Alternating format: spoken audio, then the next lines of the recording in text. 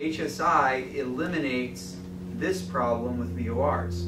Because if I turn this into an HSI now, notice that right now it's basically telling me it's off to my right. But if I turn it into an HSI, because it rotates with me, it is indicating to the northeast still, and also to my left. So when using an HSI, I really don't have that error because it rotates with me, and so I can't really set it up backwards. So that's the advantage of an HSI. Questions? Is that it's just the same direction as your heading indicator? Yeah. Correct. Because an HSI is part of your heading indicator. It just rotates with your heading, yeah. And so therefore it will always read correct according to left and right. I've only read the theory, I've never seen it in practice, so you'll have to. That's a bit fancy. I have to forgive my friend. It's a bit slow. He's a bit slow. The city's that way. This was just on CFI.com? Yes. Dumb and Dumber. Yes, it's on the CFI.com under instrument procedures. There's also a holding aid that we'll use that's under there too. But this thing's really cool. I like it because it gives you a very, very simple thing. What you can actually do is I can actually increase the airspeed down here. I can start tracing my course. I can actually do turn rate at 3 degrees per second. And so you can actually use this for introducing a lot of the procedures when you get to them, especially holds. This is really good for helping students to actually see what's going on when I'm doing my hold entries and stuff. Get rid of that. So, okay. I wish there was like a blackout function for this, is there?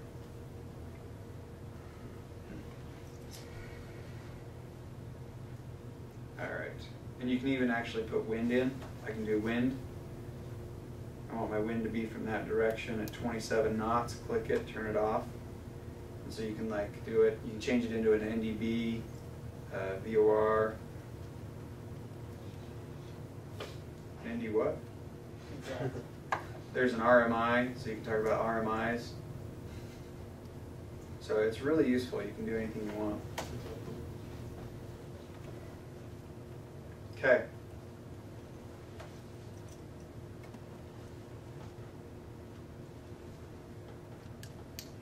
All right, how does a localizer work?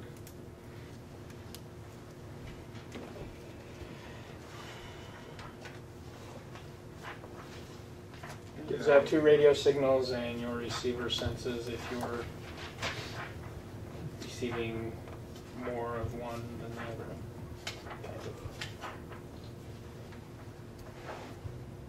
Okay, I wish I had a black screen.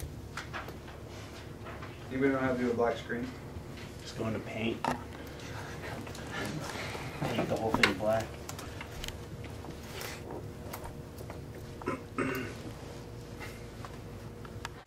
So localizer, I don't know about you, I had awesome instrument training, and I was told that a localizer was just a VOR that sent out one radio.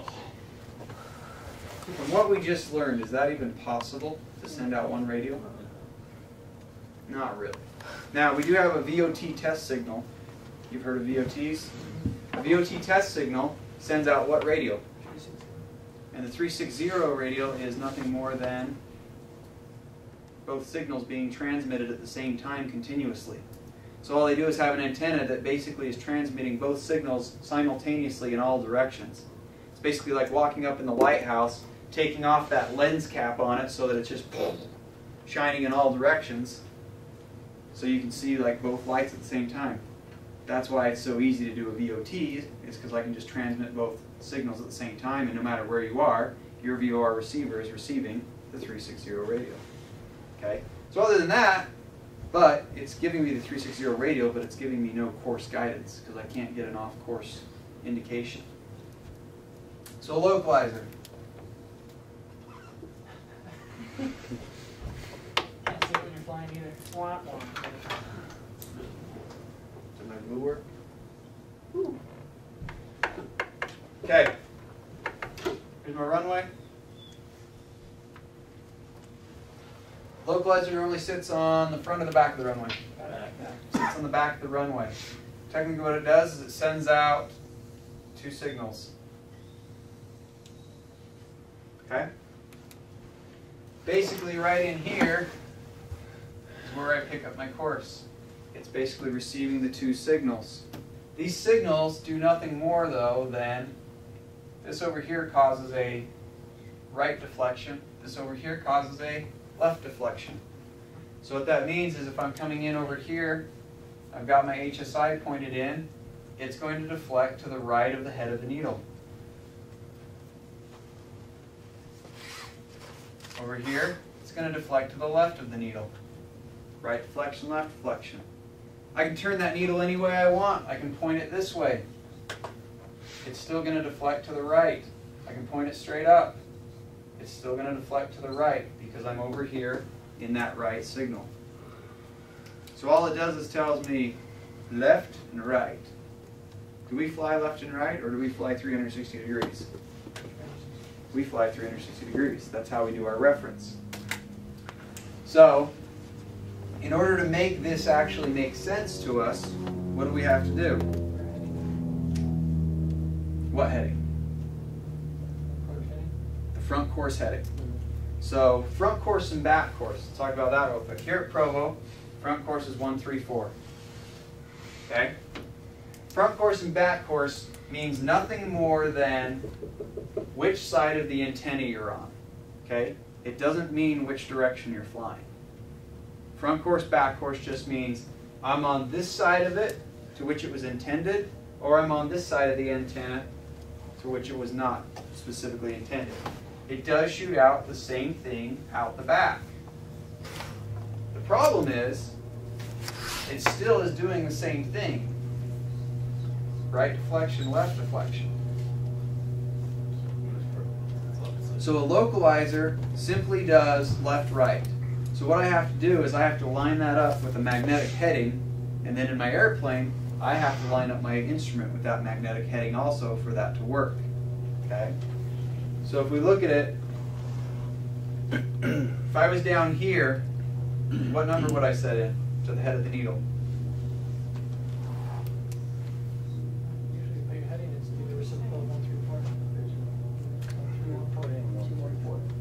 What do I put in?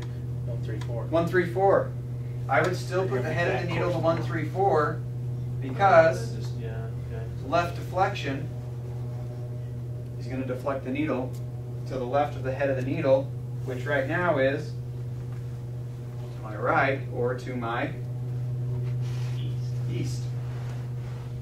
If you turn that needle around to 314, it would still deflect left, and it would show the course off to the west and to my left. And it's off to my right and my east. So when using a localizer, you must always, you must what? Always put in the front course number. Hence, when you're looking at approaches, it will always tell you the front course number on a back course approach. Why do I care what the front course number is? Because that's the number that is associated with that localizer. That localizer is useless unless you know that number. So this works now. If I'm in a katana, this is where the knowledge becomes even more useful on reading it according to cardinal direction. Okay? Because I was taught, oh yeah, on a back course you just have to fly away from the needle. I don't know if you guys have ever done that when you're actually mentally thinking, okay, turn away from the needle, and then the needle starts coming in and you're like, whoa! It's confusing. You're like, you don't know which way to turn because you've trained yourself to follow the needle your whole life. Well, make it easy. Here we are. Say we're in a katana. Our instrument is right here. What do we set in? 134. 134. I put 134 in the top, but where am I? I'm in the left deflection sector, so it's going to deflect to the left. But guess what? That's my east on my indicator. 134, east would be over here and west would be over here. It's still indicating correctly. So, but I would have to make a right-hand turn. So this is where, if I'm in the habit of always calling out the cardinal direction, it doesn't confuse me. Okay, course is to the east. East is to my right. We're going to turn 10 degrees to the right. Get on course. Okay? If you flipped it around though,